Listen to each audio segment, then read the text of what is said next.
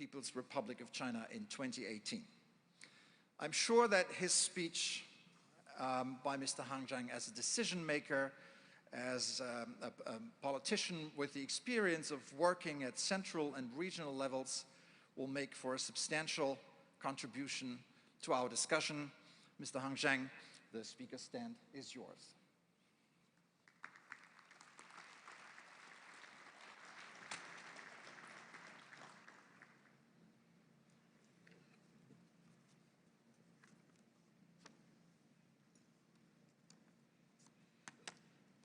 尊敬的纳扎尔巴耶夫首任总统，尊敬的卡塔耶夫总统，尊敬的各位来宾。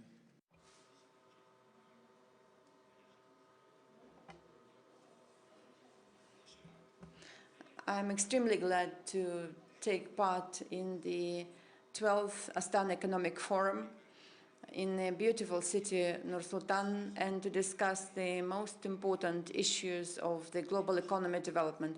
In 2018, the first president, Elbasi Mr. Nazarbayev, being the farsighted and knowledgeable politician, initiated the Astana Economic Forum. During the last 11 years, this forum has gained the reputation of an extremely important platform where the promising and constructive cooperation plans are being developed to address the economic, financial, and social challenges of the global scope, and has already become the business card of the city in the international arena.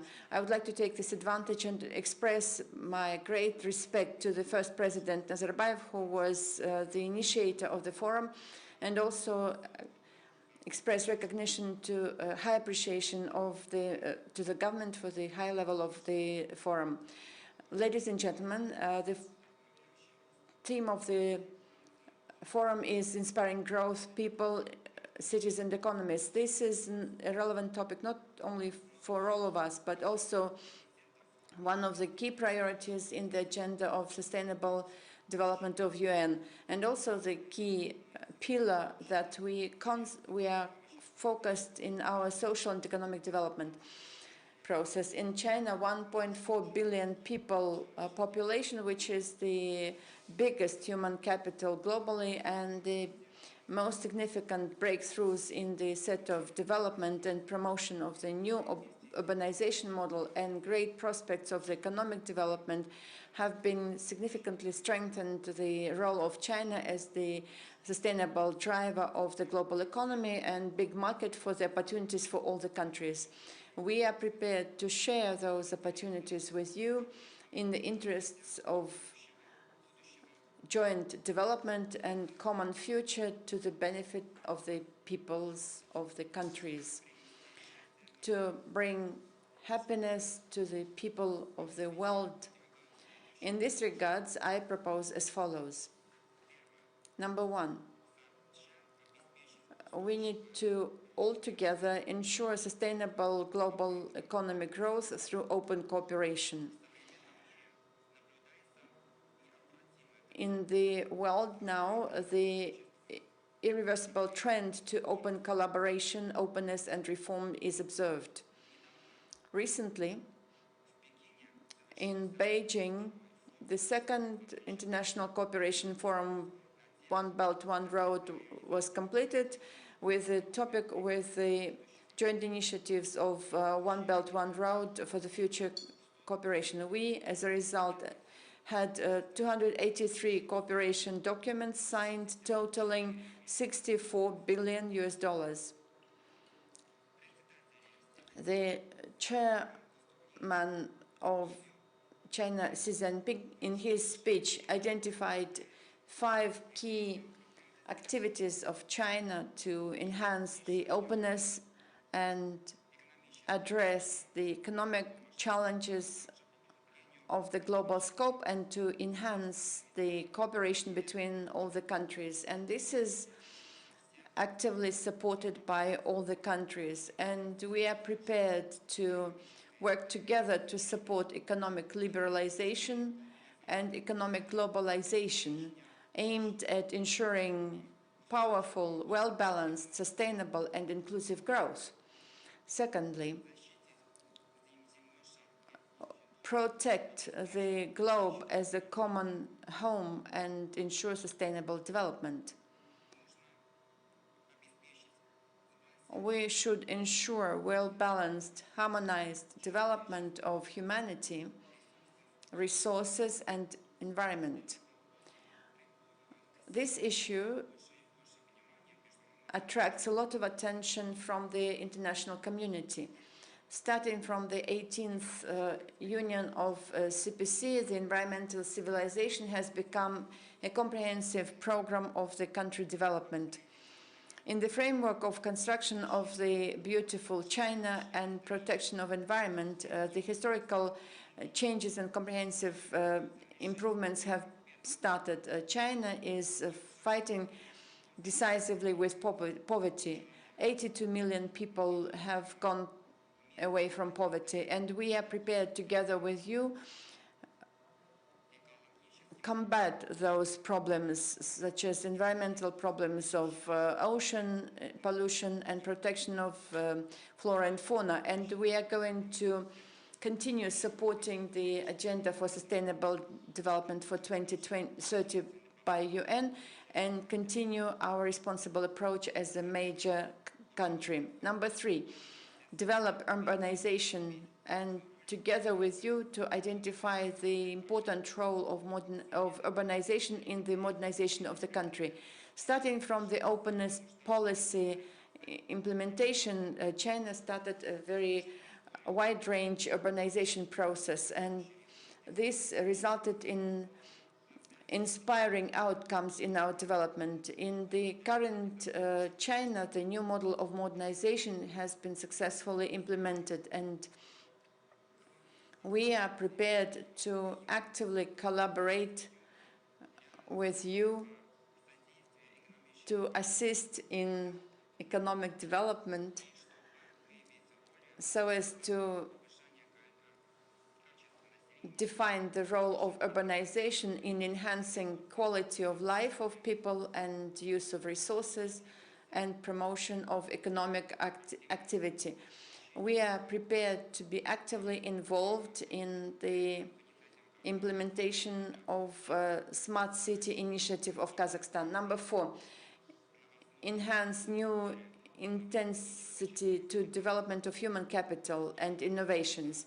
Innovations is driver number 1 in achieving the economic prosperity. China is implementing the development strategy through innovation, including the construction of innovative state. We are prepared to enhancing communication and collaboration in e-trade, digital economy, smart production, biotechnologies, and clean energy to create new jobs, more jobs, and more prosperity. Innovation, in essence, is to enhance human capital capacity. And in this regards, we are supposed to strengthen our collaboration in education and training highly qualified personnel for the implementation of the development strategy through innovations. Ladies and gentlemen, friends, Kazakhstan is our friendly neighbor and our strategic partner. And it was right here where the initiative of the economic belt of the Silk Way was initiated, and our cooperation has always been quite dynamic, and we are common not only in the economic interest but also an indispensable fate. Our friendship has already brought some good results, and we have been always the vanguard in Central Asia, and we were the first ones to address the border points issues, and we turned the common border of 1,700 kilometers as the belt of friendship. And we were the first one to build the oil and gas pipelines together. And we are continuing our energy collaboration. And we were the first ones to establish the relations of the comprehensive strategic partnership with the advanced bilateral collaboration, and we were the first ones to start collaboration in production and investments. We have already approved 55 projects totaling $27 billion. And we were the first one who launched such important projects such as logistic base of Linyangan, the border center for the international cooperation Horgos, and the special economic union Horgos Eastern Gate. And all that has already facilitated the spatial collaboration between the countries. We are common in objectives and principles of development, and our strategies of development complement each other. Let's move ahead together to implementing the Chinese and Kazakhstani dreams together, and to contribute more to the development of big Eurasia and to support the economic prosperity all over the world. And I would like to wish all the participants of the forum big success. Thank you.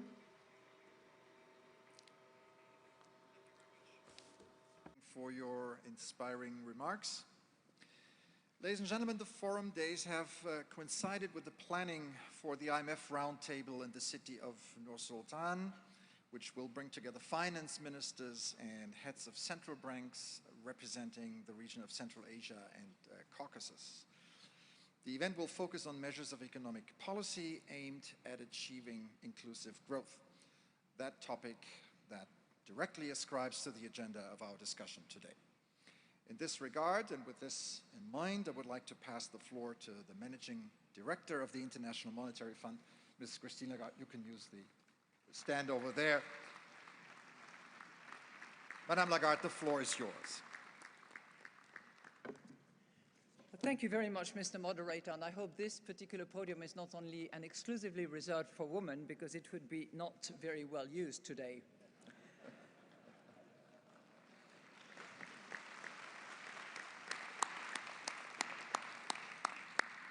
Yelbasi Nazarbayev, President, Vice Premier, Prime Ministers, Excellencies and distinguished guests, Salam and good morning. Thank you very much, Yelbasi Nazarbayev, for having us and greeting us to this year's forum. As Socrates would have said, accelerate slowly. But as the famous Kazakh poet would have said, Abay, while walking slowly, stride confidently. So today I would like to borrow on this idea, accelerate but slowly. Unfortunately, when I look at the global growth around the world, there is no slow motion than acceleration. And Yelbasi Nazarbayev, you have actually quoted our forecast for growth. And while there was about 75% of the world accelerating growth pace last year in 2018, unfortunately in 2019, we're seeing about 70% of global GDP slowing down that growth momentum. So I'm not suggesting that there is a recession in the wings, but it is certainly slowing down as compared with last year. From 3.6 last year, we forecast 3.3 global growth to hopefully go back to 3.6 next year, which, however, is predicated on no additional financial tightening and hopefully an alleviation of what we regard as the major risk to growth at the moment, which are the international tensions that we see in abundance between major players in the world, meaning particularly at the moment the United States and China.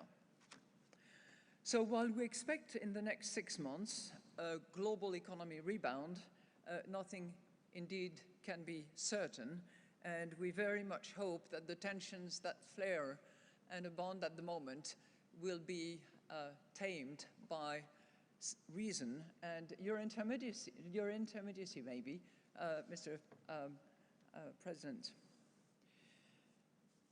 Now, this part of the world clearly has a role to play, and we believe that throughout Caucasus and Central Asia, growth, which has indeed picked up and is not cruising at a 3.3%, but at a 4.1%, will hopefully accelerate because it would be then closer to potential, which we believe is higher than current growth. And that growth to potential would actually be much better to raise living standards to the level of other emerging economies in Europe and Asia. So the challenge is clear. We need to increase growth to a higher plane, but we need to stride carefully, yet confidently on that path. And to that end, we believe that good domestic policies are needed, that increased economic diversification is required, and that stronger international cooperation is at play. But most importantly, we need inclusive and sustainable growth that lifts up the prospects of women, young people, poor people, people living in the rural areas, and a growth that actually raises the expectations of future generations. The expectations of future generations. Mr. Moderator, you've alluded to a meeting that I will have with all finance ministers and central bank governors on the occasion of this forum.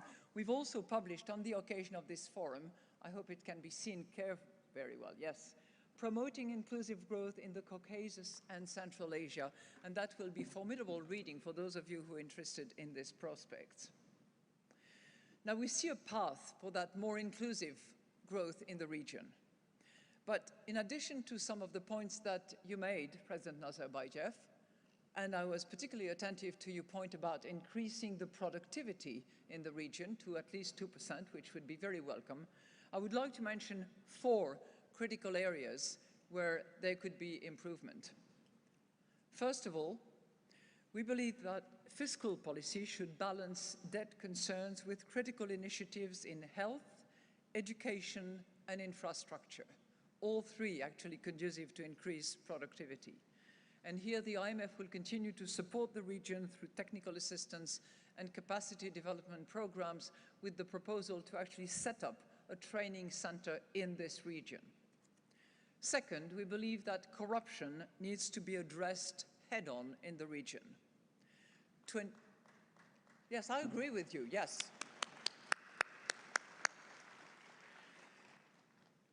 And we believe that 2019 is an opportune moment to provide increased transparency and foster more trust between citizens and governments. Third, women and other underrepresented groups can be empowered by continuing to eliminate legal and economic barriers. And I'm pleased to say that through the hard work of the government and private companies, female labor force participation in Kazakhstan is now at 65%, which is the highest in the region and a benchmark for every country in Central Asia.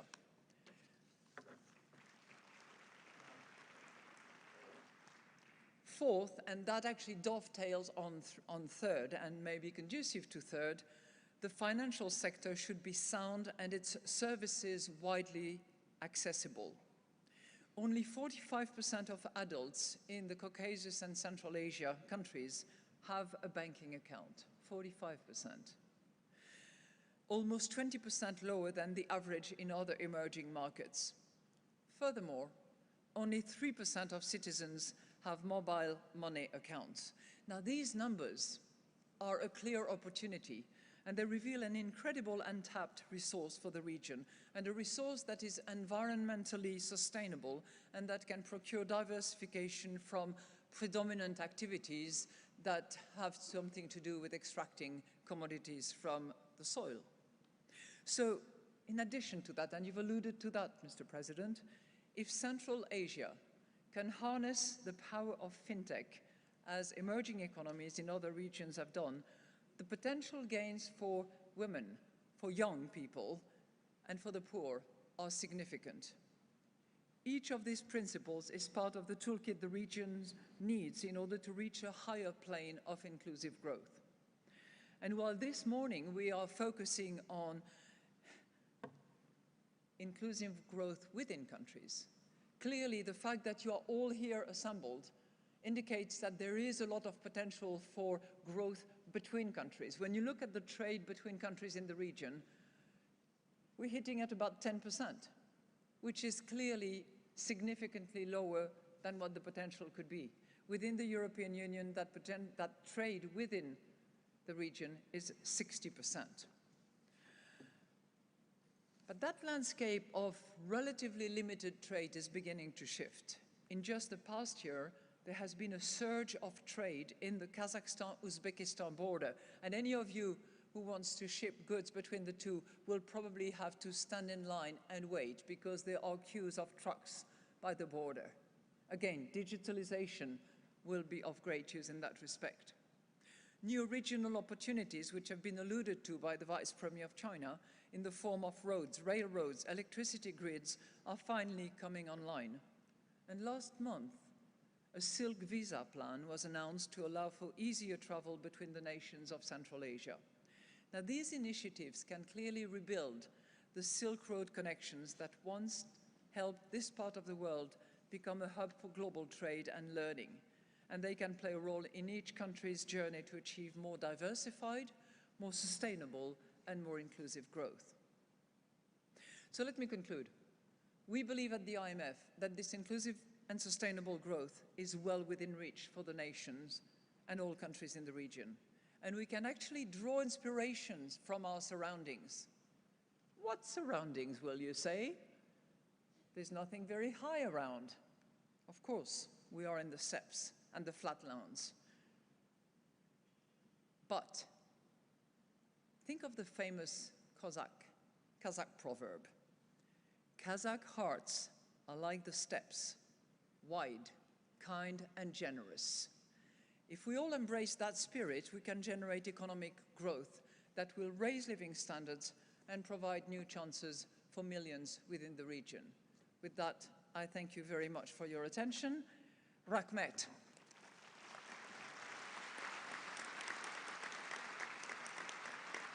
Thank you, Madame Lagarde, for your thought-provoking speech. Ladies and gentlemen, one of the key partners connected with Kazakhstan by close cultural and historical ties is the Republic of Armenia. The two countries cooperate fruitfully within the Eurasian Economic Union. His Excellency, the President of the Republic of Armenia, Armen Sarkisyan, has a solid record in civil service, especially in the diplomatic sphere, where he represented the Republic of Armenia at the European Union. President Sarkisyan is also a scientist in the field of physics, astrophysics, computer modeling, political science, and economics. I now have the great honor to pass the floor to the President of the Republic of Armenia, Armen Sarkisyan.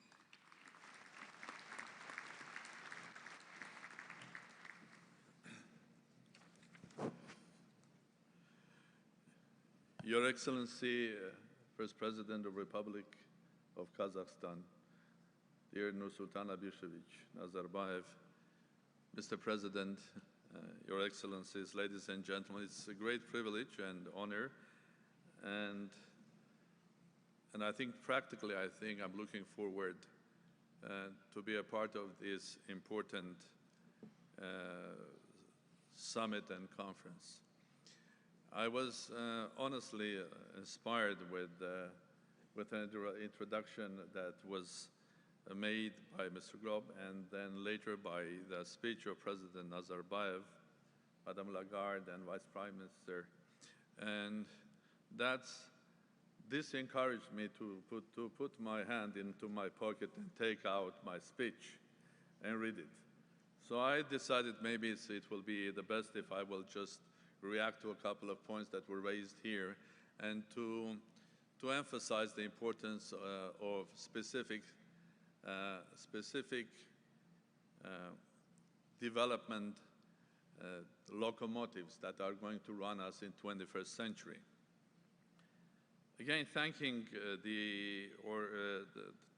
presidents for inviting me for this conference. I would like to start with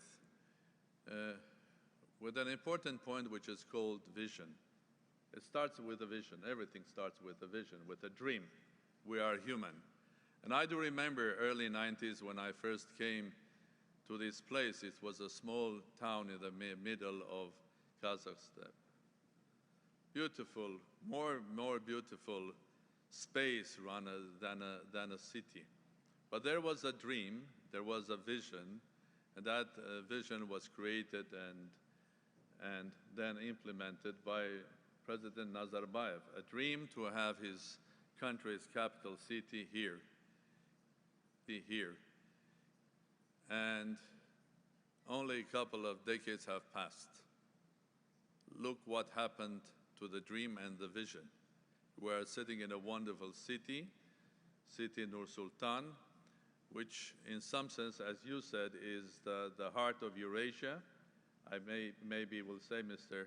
Moderator, maybe it is already the capital of Eurasia as well. So indeed, everything starts with a vision.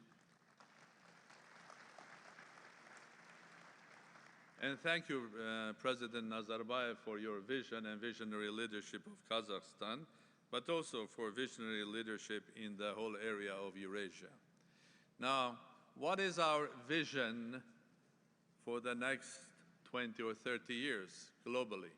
What sort of world would like to live? Would you like to live in a world which is separated? We would like to see a world with more and more walls of Berlin, or would like to see a world which is really global?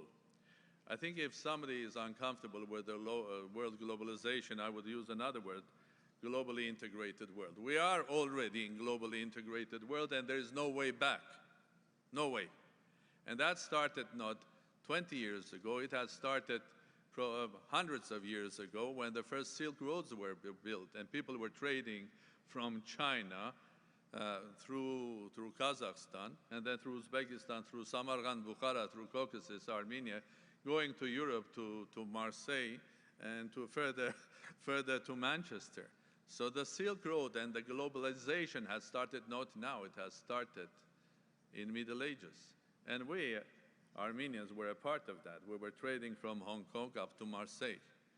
So that's something that I will come to that a bit later. So what is our vision for the next 20 and 30 years' time? In order to think about our vision in 20, 30 years' time, let's look back in 20, 30 years ago, where we were. Did we have these small gadgets that is controlling or it's all of our lives, from our family photos to the complete data and financial analysis? No, we didn't. So what's going to happen in 20, 30 years' time, when we are going to embrace really the artificial intelligence, which is going to completely change the way we run healthcare, because it's going to help our doctors to do exactly what is necessary for our bodies. Where are going to be when the communications will be completely different, higher quality, where all of the industrial production will be related and connected to artificial intelligence and management of big data. Are we going to be afraid of it? No. Because at the end of the day, it's a blessing, because that vision, that reality is going to create, is not going to reduce the number of workplaces in the world. In fact, it's going to increase it dramatically. Go back 30 years ago, we were all afraid of IT, saying, oh, computers will come, people will lose their jobs. In reality, it has created millions and millions of jobs, starting from India, China, everywhere in the world. So it's a new era, and I look at that very positively. The new era that we are going to embrace. Are we ready for that? I'm not sure, 100%. Can we be ready for that? I'm sure 100% that we can be ready for that, and we have to start being ready, and our focus there should be, I think, on education, preparing our children to the next phase, to the real 21st century. Because the 21st century didn't start at the year 2000. It's starting now. We are just at the gateway of 21st century. Now, what are going to be locomotives? Our moderator said, as the first locomotive is the human being. Indeed, as Mr. President Nazarbayev brought the data, the biggest 5 or maybe even 10 companies now in the world are not the natural resources companies. They are the ones that are working in IT sector and high-tech, and are all focused into artificial intelligence. But the core of that change, are 2 factors. The first one, indeed, is the human being, the creative man. So what is going to drive the change is going to be an innovative person with the tools of the 4th Industrial Revolution, with the tools that will enable them to, any individual to be creative, even at home. It will change dramatically the way we run our business. It will change dramatically the way we run our contribution to the economy. You can be creative working from home or a cafe from a Starbucks. But look at the biggest companies and where they were born. In a garage, in a cafe, here. In the dreams and the quality and innovation of individuals. So, 21st century, the driver, innovative work, creative work. And the second one, of course, indeed, the 4th Industrial Revolution. But in this case, I will argue that it's going to be another revolution. I have the feeling that this is not going to be the 4th Industrial Revolution that will be followed with the 5th one, but we're entering in a phase of rapid or revolutionary evolution. So the changes will not happen in 30 years' time, another 30 years' time. We will be changing, the world will be changing every day, and we have to be ready for that. Now, to conclude, of course, it will be unfair if I will not speak about Armenia and the whole region. I think the innovative innovative type of the world that is opening the doors for us is opening doors for closer cooperation of everybody, especially the ones who are already working together.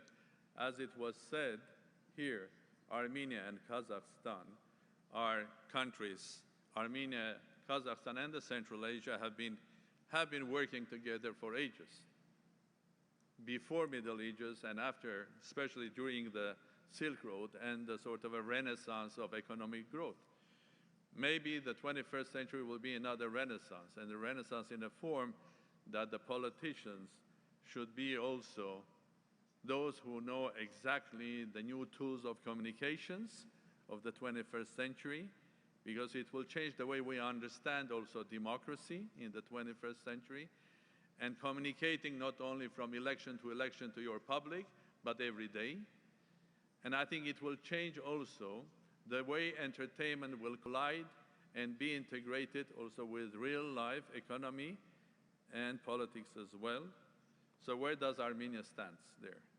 I think I look to the future of my state and nation with positive feelings and a vision that a small state, Republic of Armenia, that is the home of a global nation.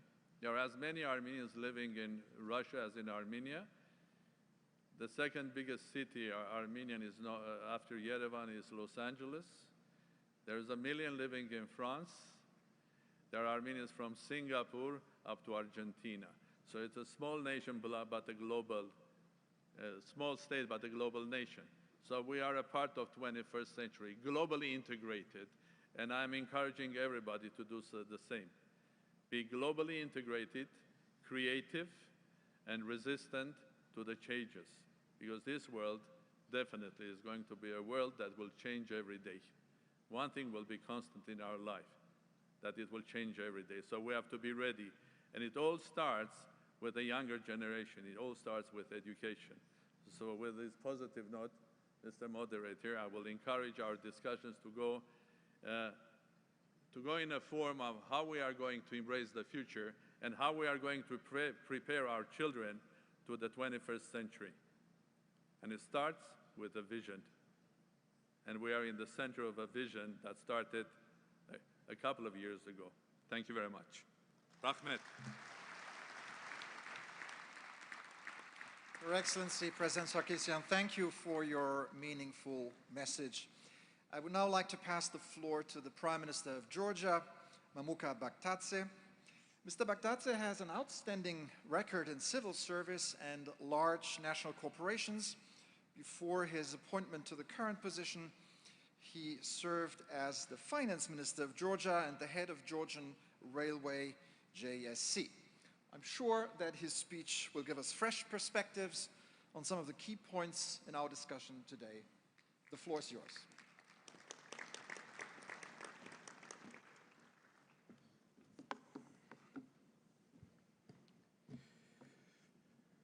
Dear First President El-Bassi, Mr. President, Mr.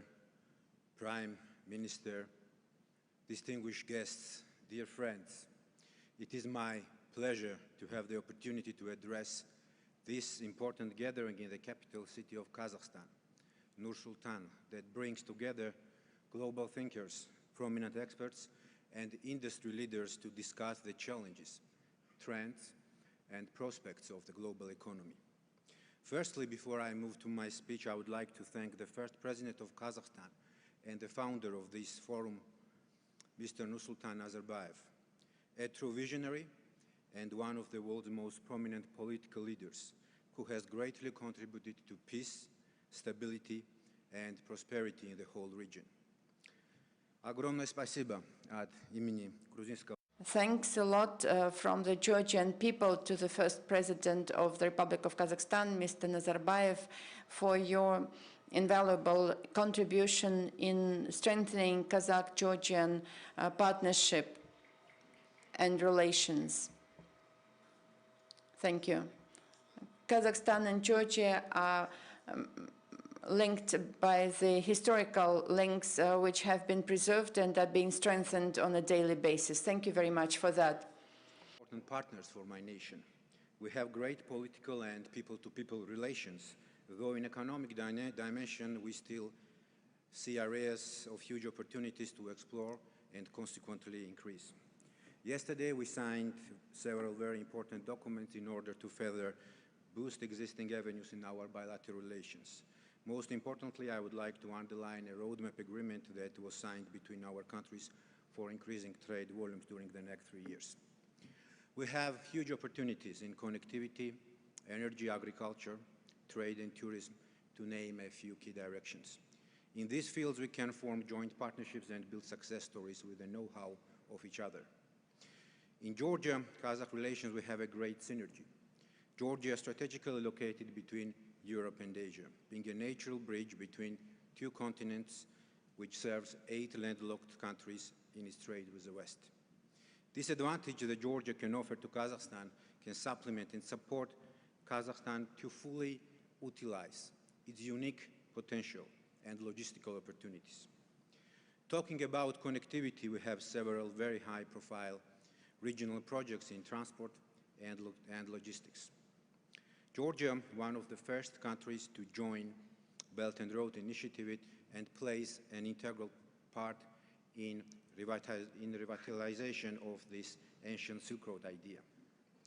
In this context, it is important to mention the so-called Middle Corridor project, which is being developed together with our friends and colleagues from China, Kazakhstan, Azerbaijan, Turkey, and Georgia.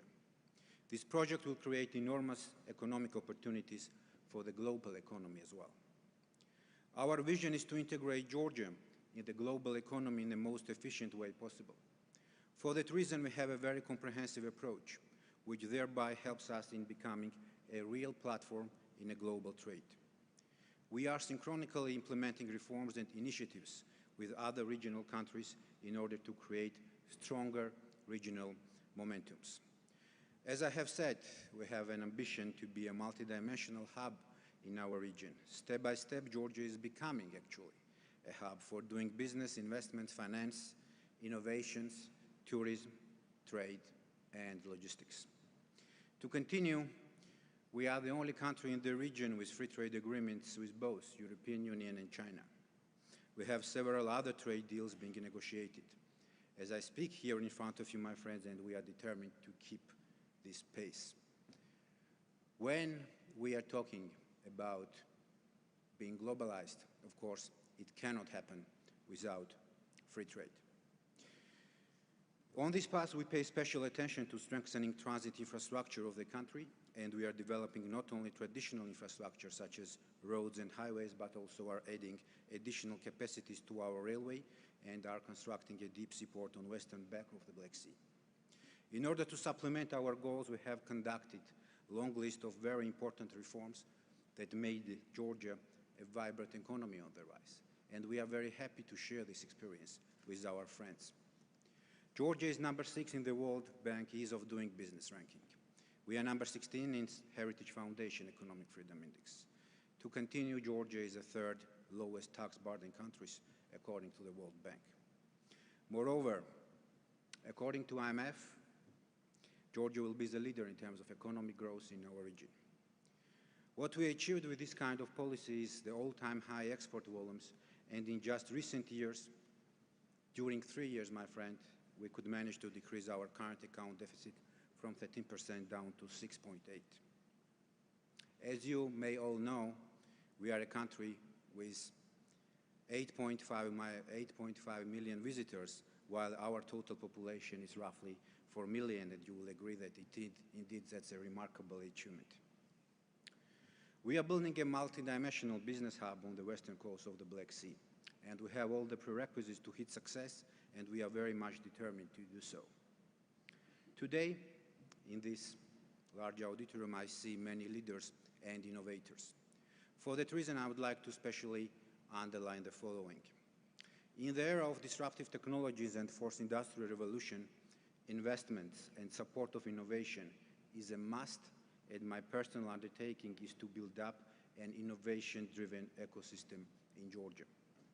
In fact, we have been the first country in the world to introduce blockchain technologies in the public sector. But all would agree that innovations and future of our countries cannot be discussed without underlying the importance of the human capital. And today it was mentioned many times. In the globalized era, where the main motto is to think globally and act locally, younger generation with wider horizons and first-class knowledge will shape our future.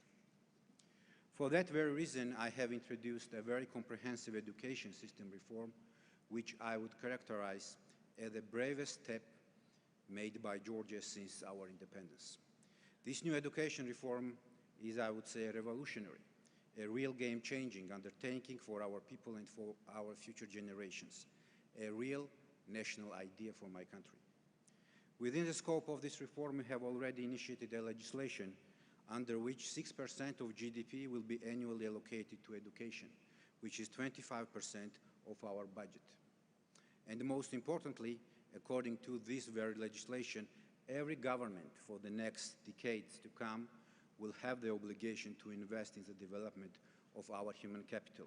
In other words, people that advance our country to the heights that we envisage for our future generations. We have to understand that in today's competitive world, only the ones who have the open, prolific minds, information, and ability to think out of the box will be the ones to create the added value for our economies that we are so desperately in need nowadays. Dear colleagues and friends, sometimes we have to step away from a typical political agenda, step out maybe out of our comfort zones and run an extra mile in order to mark something that will have a long-lasting and epochal impact on our children and future generations. Isn't it why we are working so hard on existing challenges? For a better tomorrow, and most importantly, for upcoming generations to come. Thank you. Thank you very much, Prime Minister Bakhtadze, for your fresh ideas. I'm pleased to turn now to the CEO and Chairman of the Executive Board of Sberbank, Hermann Greff. Many of us are familiar with the genuine professional and personal interest that Mr. Greff has shown in the areas of digitization, education, finance, and banking, which will play a key role in inspiring growth in the decades to come. Dear Mr. Greff, the floor is yours. Thank you very much, Mr. Chairman. I would like to speak Russian. I think it will be more convenient for the audience. Большое спасибо. Thank you very much, Mr. Nazarbayev, for this forum, for inviting me here. Indeed, this forum has grown into a very reputable platform, and for all of us speaking here, it is a great honor to speak, and for me it is a great challenge and honor to speak within such a remarkable company. And I would like to thank the President of the country and to the Prime Minister for the hospitality that we enjoy here. Thank you very much. I would like to say a couple of words about the topic that is stipulated as the main topic for the forum and for this plenary session. From the point of view of a big company that we are in our country, and probably in Kazakhstan, we are the second biggest bank from the point of view of assets. We consider this market as our native one, given that I was born in this country and I know these people pretty well. I would like to brief on 3 key issues. Number 1, major companies and the employees of major companies are now facing they're not facing any simple choice. They don't have any choice. The only choice is to go through the continuous transformation, seeking for themselves, reinventing themselves.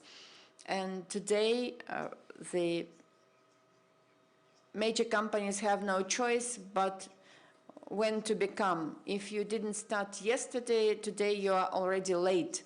And all major companies are now facing the choice of diversification of ecosystem creation. Ecosystem is the latest trend that creates the added value and causes challenge to any major company to enhance the productivity and to produce more added value. We started this path several years ago after we completed our digital transformation aimed at establishing the digital platform. And as of today, we are quite a big and diverse holding that is based on the technological platform. The platform which is based on the most state-of-the-art technologies that are operating on the clouds, the big data platform, big data processing platform, and the platform which is based on open source technology and memory computing and artificial intelligence, which was mentioned already today. Building platform is the consequence of the technological development, which is based on the artificial intelligence. And the artificial intelligence helped in creating absolutely new opportunities for all the companies and probably for the entire humanity, because there's probably no area that this technology would not revolutionary influence. They include public sector providing educational, health and other social services. And of course, this is true about all the sectors of business. In our bank, we put forward the objective of growing another bank from our ecosystem. This is not an easy task given our size. The net profit last year was approximately $13.5 billion, and building yet another company that would have a similar ecosystem with a similar profit amount is an ambitious goal. But as Einstein mentioned, it is the most important in the game to win, but you will never win if you haven't started playing. So if we make the first step, this will be the first step to success. We are present at the moment at the markets of education, health, e-commerce. We very much hope that e-commerce will become our second shoulder and second leg in relation to the financial services. We work a lot at the so-called lifestyle market, and there are almost no or very little areas where we have no competences, and this in fact requires a lot of transformation of ourselves. We faced the challenge that we have to drastically change the quality of human capital, starting from ourselves. We are all born from banks. We are all bankers, and we started building our plans as to how to transform our culture, our mentality and skills so that we could become adequate to the contemporary activities. We built together a number of partnership programs with the most advanced educational institutions such as Stanford University, where we implement annual programs for 40 top management staff where they get retrained to get new qualifications. London School of Business, INSEAD, with INSEAD our program is more than the entire INSEAD curriculum. On an annual basis during the 11-month courses, we retrain 500 of our staff. The 11th-month program would allow changing the culture and mentality of the top management of the banks to get prepared to the new objectives that we set forward for them. On an annual basis, in our corporate universities that we invested hundreds of millions of dollars, we retrain about 35,000 of our managers on an annual basis. And for us, the notion of lifelong learning is no longer a theory. This is something that we do on a daily practical basis. The second thing that we face is that we need a huge inflow of staff. We have 36,000 IT staff, and annually we employ 50,000 more staff, and out of them around 7,000 to 8,000 people are IT staff.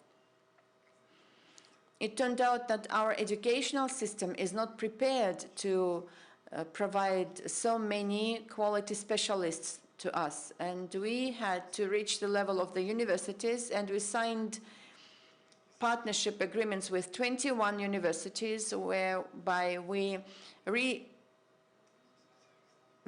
and revisited the curricula for the specialists that we need. And during the last 3 years we have rolling up the quality and quantity training of our specialists that we require.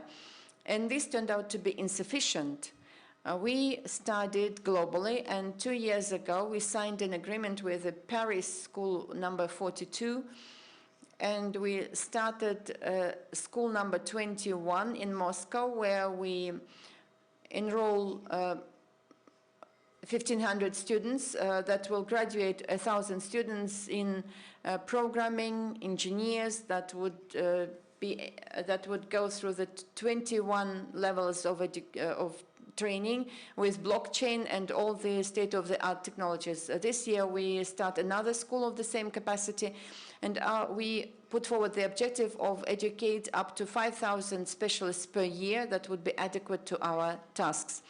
The third level of staff training is that we saw that there are problems in our school education. Together with the highest school of economics, we carried out a study, and we were extremely surprised with the outcomes. 88% of the school children said that they are not happy with the textbooks, they don't want to read them because they are dull. 67% of teachers and school children quoted that they're not happy about training and education, and the process of education turned out to be very dull for them.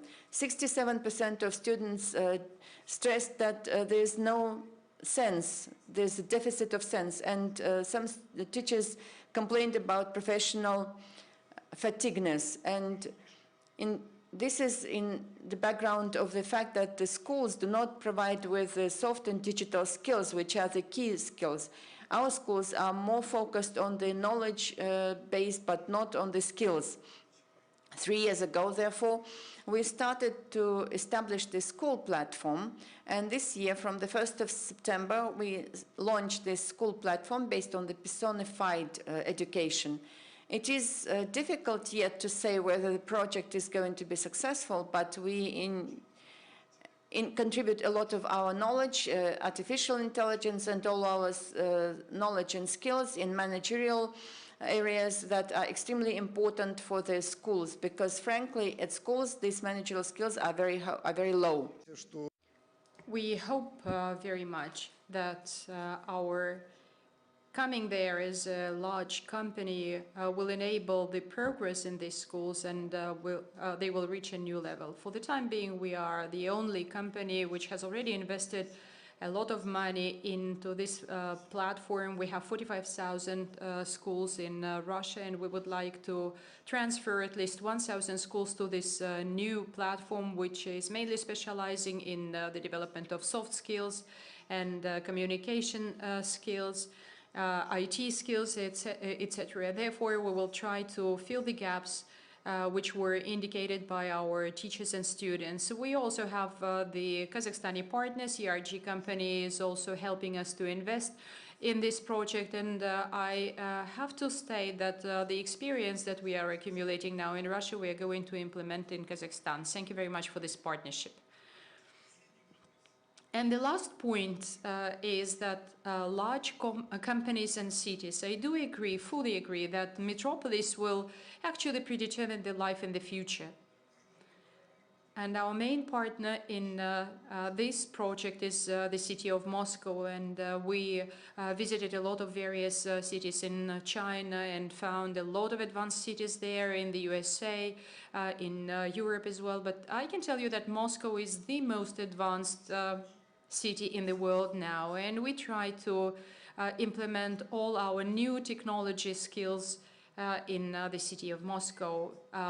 First and foremost, AI was transferred to the city of Moscow, and additionally, after a successful transformation of various areas of urban life, will be replicated all over the country.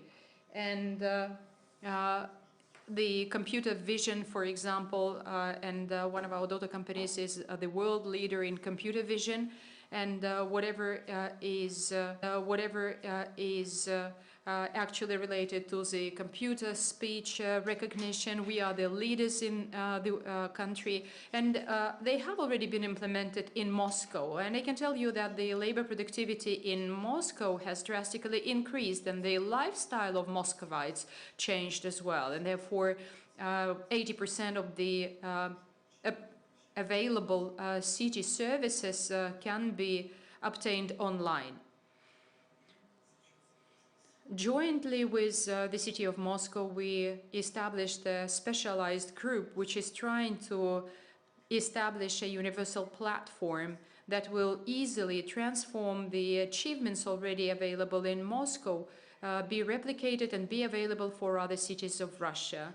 And I can tell you that this experience is really very nice. It has a lot of very interesting products, which is actually increasing the role of every citizen of the city, every resident of the city. It is very easy and very simple, without any bureaucracy. You can obtain a great number of various government services, and what really matters, what is really very important, that it brings a lot of satisfaction to the residents of the city. And the last thing that I would like to mention here is that the partnership,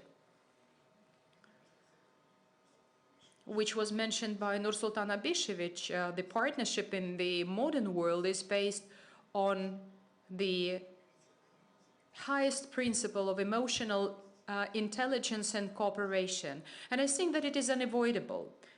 We have to learn before we start teaching somebody, before we start training our soft skills in the future generation, this new world without collaboration and support is simply impossible. It is impossible without interaction on a government level, inside the government, interaction between private businesses and government. And I think that it has to be recognized that unfortunately we all are students. We all have to learn how to achieve it. And we have to be guided by the principle that has been expressed by Mahatma Gandhi in due time. He said that you have to live as if you're going to die tomorrow. And you have to learn as if you are going to live eternally.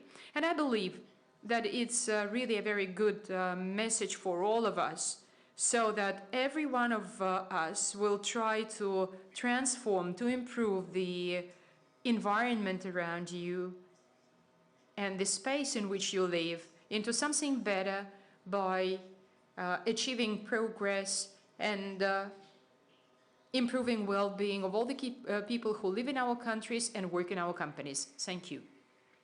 Thank you, Mr. Greff, for your thoughtful remarks.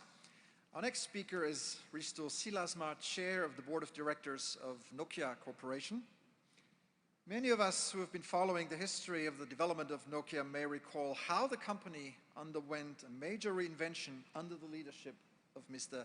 Silasma. He transformed Nokia on the verge of bankruptcy into a global technological player. After Mr. Silasma became the head of Nokia, the company value grew more than 10 times. It's an illustrative case of inspiring growth, and I'm happy to pass the floor to its author.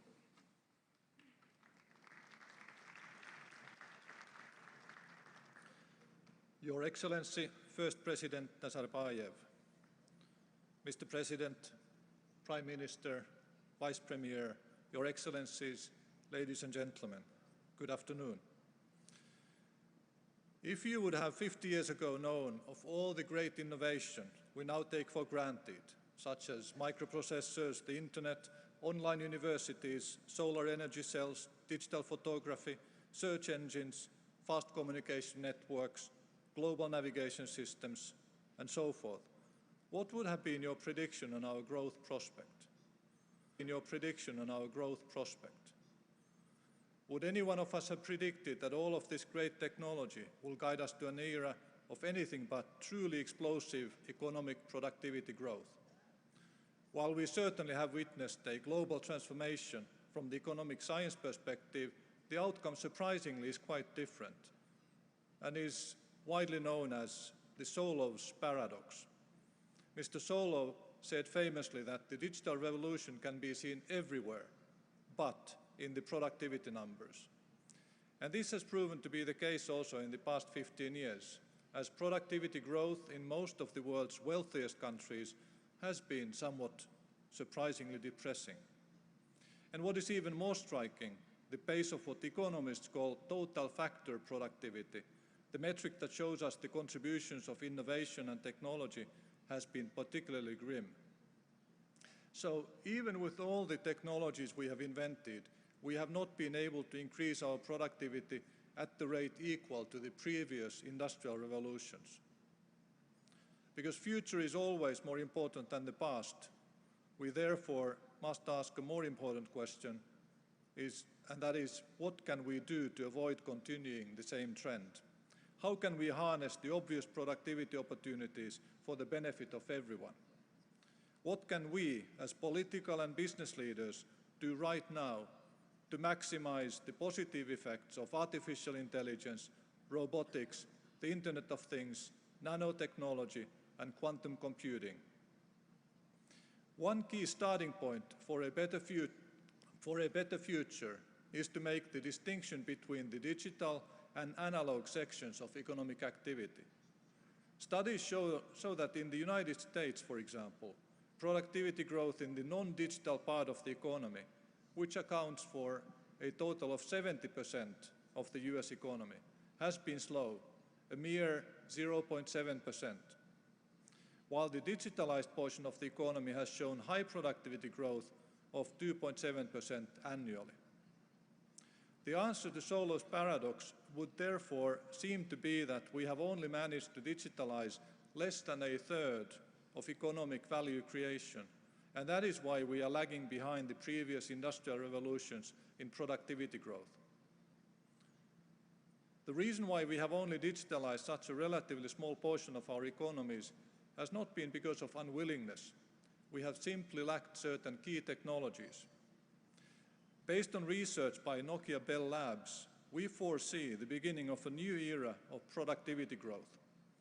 With the dawn of 5G networks and low-cost, high-performance computing infrastructure, we see great opportunity for the traditional industries, such as manufacturing, construction, mining, utilities, and healthcare, to increase their productivity. The development will vary by region, as well as the timing of that development. But for example, in the United States, we project a productivity jump to occur in the 2028-2033 timeframe, and our prediction is that this will increase the US GDP with multiple trillions of dollars before 2040. In mining, one of the many sectors where Kazakhstan is one of the leaders, Deloitte has estimated that the companies that embrace the digital mine concept stand to see a productivity increase of 10 to 20%. This is fully in line with our own experiences automating our own factories. We are seeing a true digital transformation of what we know as the traditional industries. This obviously will not happen by itself. First of all, we need to defend our global multilateral trading system, since if we create barriers preventing us from trading with one another, both the dispersion of the new technologies as well as our ability to spread the benefits via trade will be compromised. While avoiding handicapping ourselves, we will need to ensure investment in the modern infrastructure and encourage the development by creating smart policy frameworks. And above all, we face a huge training and education challenge. We need to start thinking about this from a new perspective. I was very impressed by what Sberbank has done. Along those same lines, we in Nokia decided to train not just our engineers or our management in machine learning, but we decided to train every single one of our 100,000 employees, every single receptionist, janitor, secretary, up to the CEO. And there is a level of urgency in all of this. If you think change is faster today than it has ever been before, I believe you are completely correct, but you're still taking the wrong perspective. You should rather think change will never again be as slow as it is today. Therefore, acting today gives you exponentially more time to achieve results than if you wait until tomorrow. Thank you very much. Thank you very much, Mr. Silasma, for your thoughtful insights. Last, but by far not least, we have a prominent expert, the Nobel Prize laureate in economic sciences, Dr. Paul Romer. Many of us recall Dr. Romer's model, which states that the main factor in economic growth is capital investment into research and development and human capital. Dr. Romer used to serve as the chief economist of the World Bank and as a fellow of the US National Bureau of Economic Research. Incorporating his experience as an economist from academic, scientific, and practical viewpoints, Dr. Romer is perfectly positioned to consider the matters of inspiring growth from different angles. Dr. Romer, the floor is yours.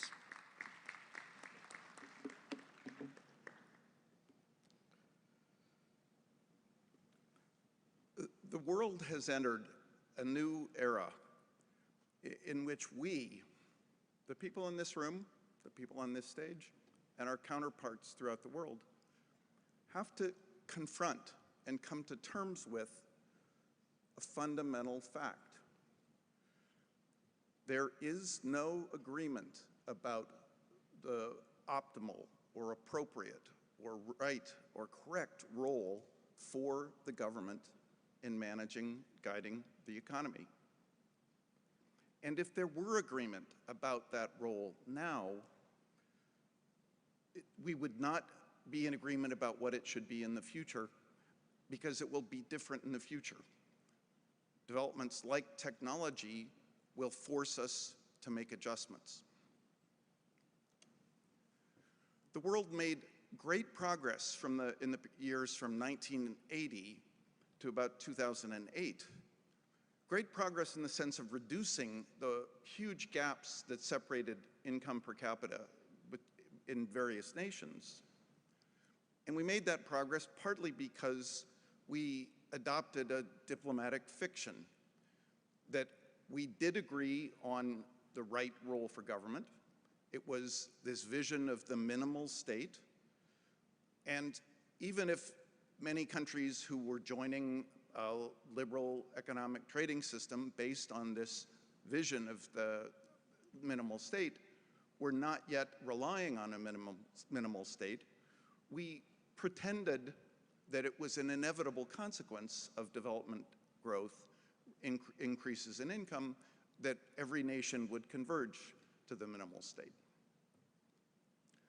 As one of our early presidents, John Adams, once wrote, "Facts are stubborn things."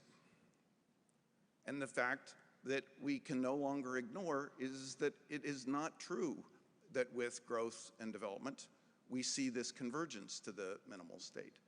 And this fact is now surfaced in a very worrisome and confrontational way in the dispute about trade between the United States and China. So debate and dispute will be an inevitable part of coming to terms with our lack of certainty about the right role for the government. If you think about the other forces that made possible this period of rapid convergence, rapid closing of gaps between nations, another crucial one was urbanization. Urbanization, too, brings to the forefront this uncomfortable fact about the right role for the government. I've found it, as I've studied urbanization, I found it a surprise as a University of Chicago trained economist to realize that I now believe in government planning, and government planning that comes first before market activity. But if you look at the facts of urbanization, these stubborn facts, you can't conclude anything else. There's debate about how much planning, how extensive, and the sequencing of planning in an urban area. But there's no coherent position of laissez-faire, that you just let urbanization take place with no plan, no provision for the public space that provides for connectivity. So when we confront the importance of urbanization and its critical role in the next decades as the process continues to unfold, we have to be clear-eyed about the importance of good government in planning for successful urbanization. So in addition to globalization built on a trading system that relied on this fiction of convergence to the minimal state, and based on, so we had the benefit of globalization, we had the benefit of urbanization, which, by the way, is well exemplified by the city in which we are now meeting, and it is for that reason it's a great pleasure for me finally to come to this forum. But it's true that in addition to globalization and urbanization, technological change has driven convergence where nations catch up and continues to drive improvements in standards of living in the wealthiest countries. The theory that I introduced about technological change was easy to incorporate in the midst of this kind of fiction about the minimal state, because it was a theory about how technology actually comes from market incentives. But at this point, we're now seeing that the power of technology, that the possibilities that it creates, is driving us to a point where firms can be so powerful that governments can't any longer make and enforce law that firms have to comply with.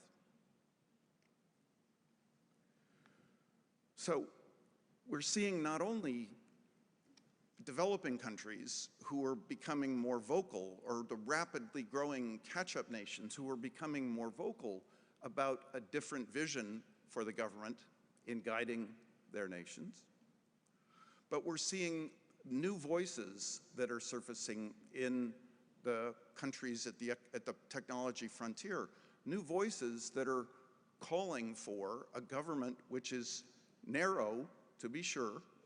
There has been convergence on this notion of a government which is narrow in the tasks it takes on, so it leaves room for the decentralized activity of the market to handle the other tasks, but which, although narrow, is strong enough so that the people in a nation can be certain that the nation will make laws and enforce those laws and thereby make sure that these companies do what's best for everyone, not just what's best for the few. Now, we see many signs. But before I go on, let me just say that this diplomatic fiction, which had its advantages, had a cost. It suppressed a disagreement that we're going to have to resolve, and it also left room for a campaign of, honestly, of propaganda, of ideologically driven propaganda about the benefit from the minimal state. And this needs to be confronted with the just pragmatic facts that we're now confronted with. There's lots of evidence that states that have been captured by, and polities that have been captured by this propaganda, have governments that aren't doing their job. They're not coping with the challenge of climate change. This is not a technical problem. We know how to solve this problem. It's just like the problem of the ozone hole. The problem here is that we can't get national governments to adopt policies that will be good for everyone. It isn't even a problem of international cooperation. It's a problem of national governments that can't look at the facts and then make a decision. We see many countries where there's a growing sense of a failure of inclusion for everyone in the nation in the benefits that technology and the market can offer. Again, this is not a technical problem. This has been solved. We see nations, some of the Scandinavian nations, for example, who have managed, in the face of rapid technological change, to maintain inclusion, to maintain a high level of intergenerational economic mobility. So once again, we have a problem not of how to do it, but of polities where people want the government to do something, yet we can't get our system to confront the facts, make a decision, and move forward. But even more strikingly right now, we see instances with the financial sector. So why did I stop in 2008? The financial crisis. So we see in the financial sector firms that are not just too big to fail, but they're too big to regulate. And it's, I think, a widely shared view that we will face another financial crisis because the governments are not strong enough to enforce laws that would protect us from the dangers of the financial sector. In the traditional sector of aviation safety, we've had a striking recent instance of a company in the United States which was able to neuter a system of regulation which worked very well to protect aviation safety. I'm on the record as saying the US system of the FAA and the NTSB is the regulatory solution we need in the financial sector because it worked so well. Well, it turns out it hasn't been working so well recently.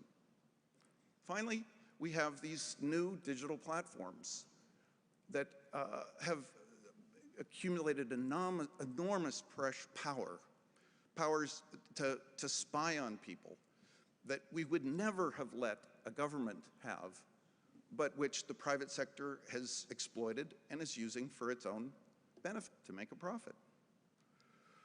Many people are not happy with this new arrangement, and they're not happy with the risks from the financial sector. They're clamoring for more inclusion in their nations. So it's not just the developing world, but it's also many people in the richest countries who are saying they want a government which is strong enough to make law that protects the interests of the common shared interests and enforces that law. And the biggest risk I think we face in the world right now is that if we can't deliver government which is narrow but strong in the sense that it makes and enforces the law, this popular demand will shift to a support for a strong leader instead of a strong nation. And we may lose the advantages of the rule of law. So let me just end on a note of optimism. I always thought of myself as the most optimistic economist I knew. Over time, humans have made enormous progress partly because we learned how to cooperate with more and more people like us, and we learned how to harvest the power of a form of cooperation known as science. My predecessor at the World Bank, Justin Lin, has a great paper pointing to the enormous disruptive effect of the emergence of science in changing relationships between the nations of the world and in opening up these huge gaps between nations that we're now finally starting to close. Science gives us the ability to make new discoveries, to make new things possible, but it also gives us the crucial ability to see the negative side effects that almost always accompany new possibilities. When we started urbanizing, life expectancy went down. We got sicker because of density. But science and then governments which acted on facts prevented disease, instituted measures of public health, and we got the benefits of urbanization without the harms. Science created this system where some countries surged ahead first and had enormous power because they exploited it first. But science has also given us the tools to think through how do we find a system that lets everyone catch up. If we stick to this approach of science and if we pay attention to the facts, we can find a way to have a government which is strong enough to get the power of digital technology, the power of complex systems like aviation has been exploiting. We can get those benefits and yet still maintain our commitment to the making law and enforcing law in a way that everyone has to comply with and which will truly serve the common interest. So we can continue to make progress, but it will be a challenge, and we're entering a period where recovering from this fiction that the solution is the minimal state will take some work, and it'll be contentious, but we'll get through it, and progress will continue. Thank you. Thank you, Dr. Romer, for your comprehensive overview. Your Excellencies, dear panelists, we're a little behind schedule, but I would still like to ask a couple of questions. Now, you may answer from your seats, but please be as short as possible. Now, Your Excellency, Mr. First President of the Republic of Kazakhstan, Yelbaza Nursultan Nazarbayev, you have ruled the country since the very beginning, since independence. The period of your presidency is the first and the most meaningful chapter in the history of modern Kazakhstan. You expressed a steady political will that is fundamental to many strategic undertakings of your country. Your Excellency, 2 months ago, you announced your decision to resign from the post of President of the Republic of Kazakhstan. Presidential elections are only 3 weeks away. How do you see the post-electoral period in Kazakhstan? How will the new political context affect the socio-economic development of the country?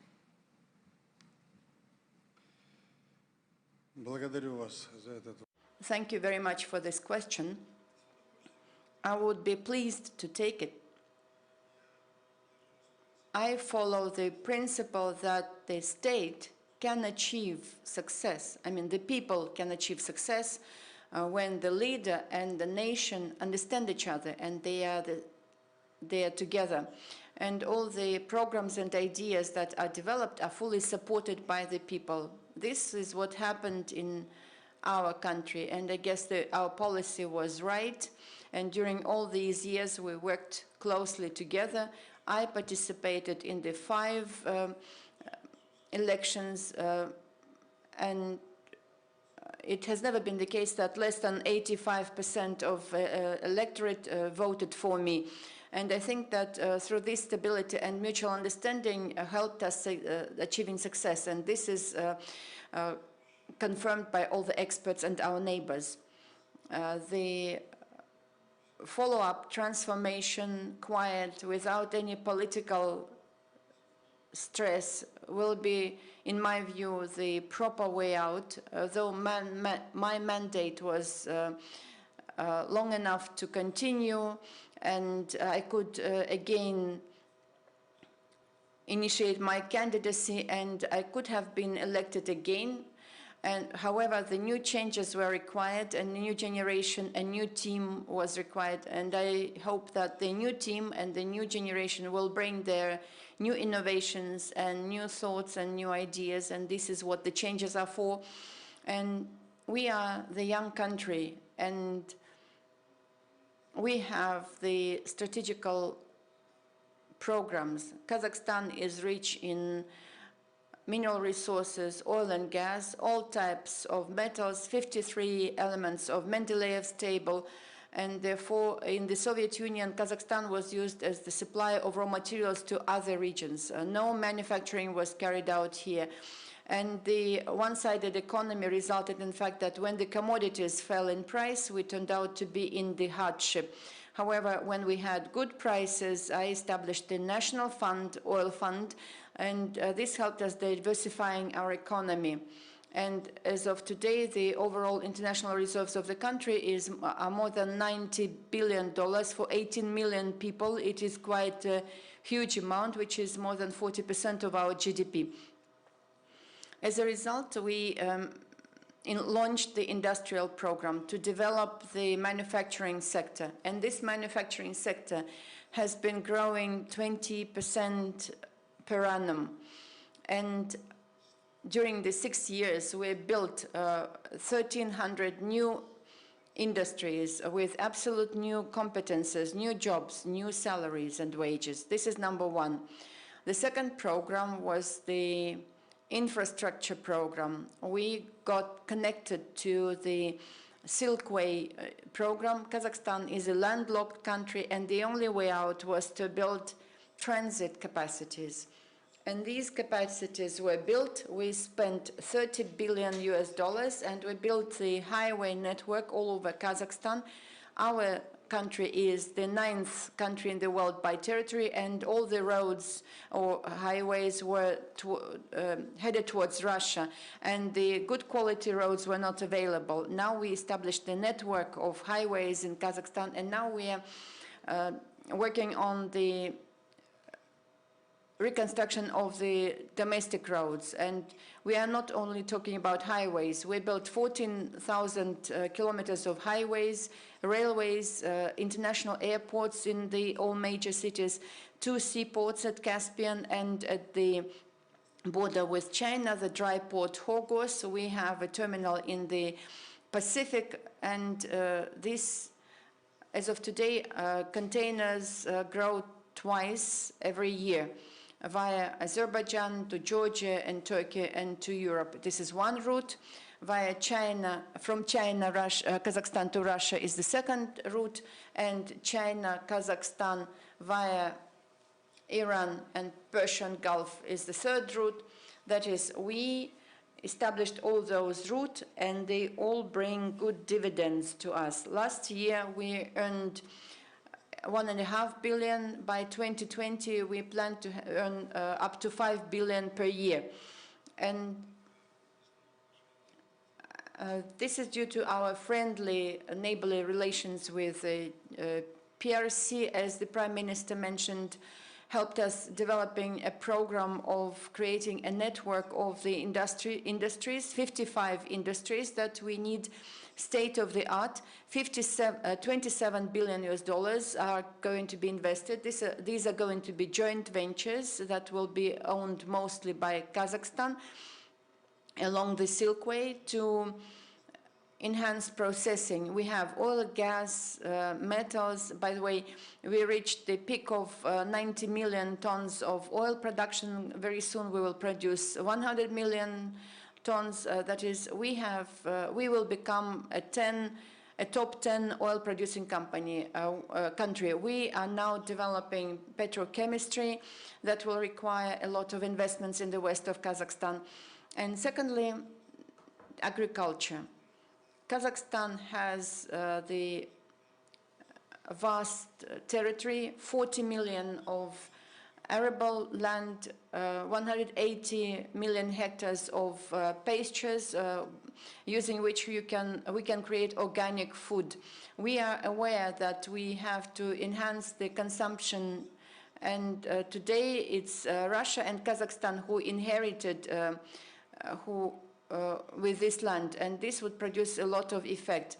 We also have social program of Kazakhstan for affordable housing for people with 20% contribution for 20 years maturity, so that the housing is becoming affordable. This program is being implemented. A lot was absolutely correctly mentioned about the human resources. And in the most hardship years in 1993, when we didn't have much money, we started to send young people to the best universities of the world. So far, we have 12,000 graduates, and 20,000 more people are being studying. We have established the 20 intellectual schools with the best students. That is, we not only established a new economy, a new country, and built a new capital city, we also educated the new generation. And we have to continue that. We have to make that. We have to make the follow-up steps. Everything that we are saying today, the 21st century, innovations and science and so on. But inside the country, we have to do practical things. We have to improve life of people. The further, the better. And the task of the new team would be to follow up on what we have started.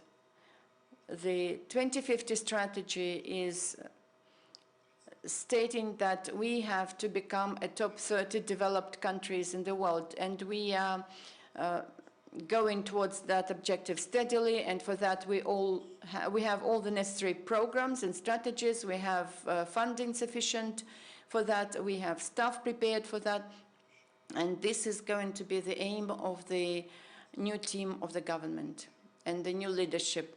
You see, I'm creating some inconveniences to the speakers. You have to say the first president first, and then you have to name the president and so on. I think this is the situation of duality will not last any longer. We have only one president, and he's going to be the leader, and we'll work to support him. Excellency, thank you very much. Now, Madame Lagarde, the second is for you. In your address to the plenary, you spoke of the importance of Kazakhstan and other countries in the region implementing policies to promote growth, more inclusive growth. You mentioned governance. Could you elaborate on that? And what about the cost in all these programs? I'll try to be super brief. For growth to be sustainable and inclusive, you need fiscal sustainability, you need financial sanity, you need women empowerment, and you need good governance. Focusing on good governance. If any country, anywhere in the world, and in this region in particular, wants to deliver on all the goods and the welfare and the innovation and the productivity that have been discussed today, that state, however minimal or maximal it is, will need strong fiscal revenue, will need efficient spending, will need banks that are reliable and compliant, and we'll need a business environment that is safe and business-friendly. All of that is predicated on good governance and no corruption. That's the reason why we think that good governance is critically important. Right. Thank you very much. Now, one final question, and I ask the same question to Mr. Silasma, Mr. Greff, and Dr. Romer. We've heard a lot about growth perspectives, growth opportunities today. I would like to know from you, what do you see as the biggest growth risks today in the global economic environment? Who wants to start? Dr. Romer. I'll reiterate my point, which is I think the biggest risk is governments that are too weak, and then a rejection of systems like the rule of law, which we've built centuries, we've been investing in for centuries. So, I think if you listen to what Madam Lagarde said, I don't think the minimal state really fits if we're going to have good banks and all the other things. So we just have to come to terms with, to be sure, well-governed governments, but governments that are strong enough to do the things we need them to do.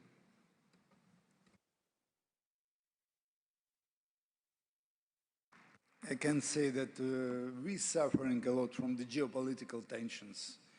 It's a little bit different, but I think it's the most important questions for the business in the whole world, not only for our region.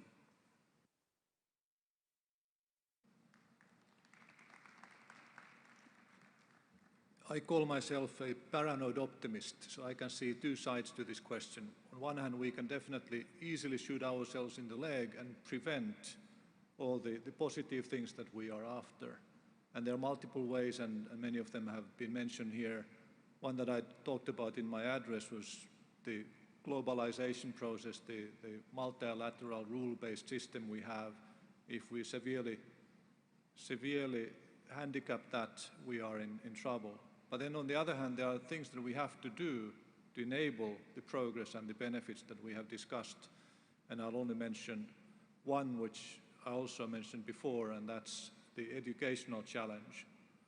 I do deeply believe that technology will be driving much of the prosperity and other benefits that we have almost in our hands today, but that will require the leaders to understand what the technology holds, to create the right regulation, to create the right legislation.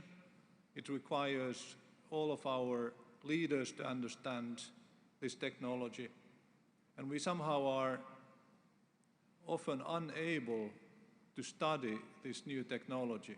Especially people in leadership positions, they feel that they are above going back to school. We don't really have to understand, for example, machine learning. It's enough that our subordinates understand it. But if we have this wrong way of looking at it, then we will be leading our companies and our governments and our organizations astray. So educational challenge across the hierarchy in different organizations. All right, thank you very much. Ladies and gentlemen, that does it for us today. Looking at my watch, I'm just amazed. I thank each and every one of you on the panel. Thank you for very meaningful and inspiring contributions. Thank you for all of you. You were a great audience, sticking with us until the very end, although we're playing in overtime right now. Thank you so much. I wish you all inspiring and fruitful discussions over the next 2 days. And again, please give a big round of applause for our panel today. Thank you very much.